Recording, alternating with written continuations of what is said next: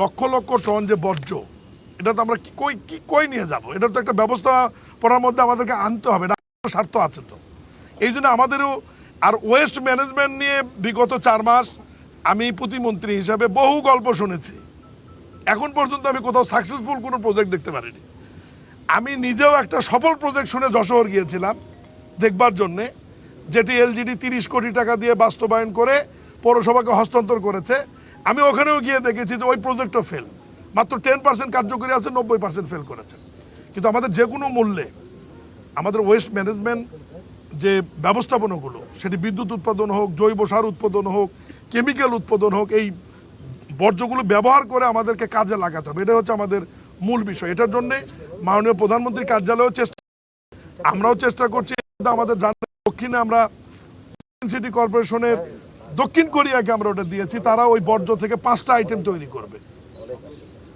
হাঁস মুরগির খাবার, মাছের খাবার, সার, তারপর একটা কেমিক্যাল হবে, বায়োগ্যাস হবে, 5টা আইটেম তারা তৈরি করবে।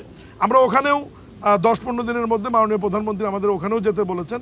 আমরা ওখানেও গিয়ে দেখবো যে আসলে তারা, যেহেতু তাদেরকে আমরা ল্যান্ডফিল বুঝে দিয়েছি, তারা তাদের কাজকর্ম ওখানে গোছাচ্ছে, কাজ শুরু করে দিয়েছে। এটা আমাদের জন্য তো একটা, ধরেন ঢাকার যে ময়লা আবর্জনা, এটা আমাদের জন্য আসলে বিস্ফোরা।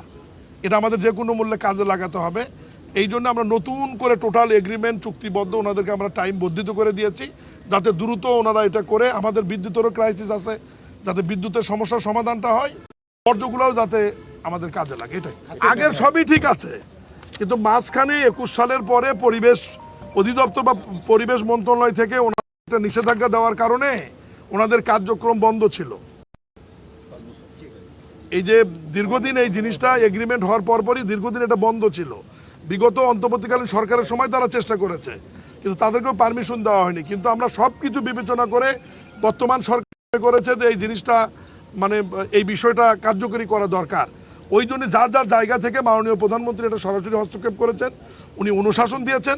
আমরা আন্তঃমন্ত্রণালয়ের বৈঠক দফায় দফায় করে আমরা ওনাদেরকে সমস্ত আগের চুক্তিগুলি শর্ত মূল্য বহাল রেখে আমরা আবার ওনাদেরকে 28 সালের নভেম্বর-অক্টোবর পর্যন্ত আমরা এক্সটেনশন করে দিয়েছি। স্থানীয় সরকার বিভাগ, আমাদের পরিবেশ মন্ত্রণালয়, বিদ্যুৎ মন্ত্রণালয় সবাই আমরা করে দিয়েছি। এটাই মূল বিষয়।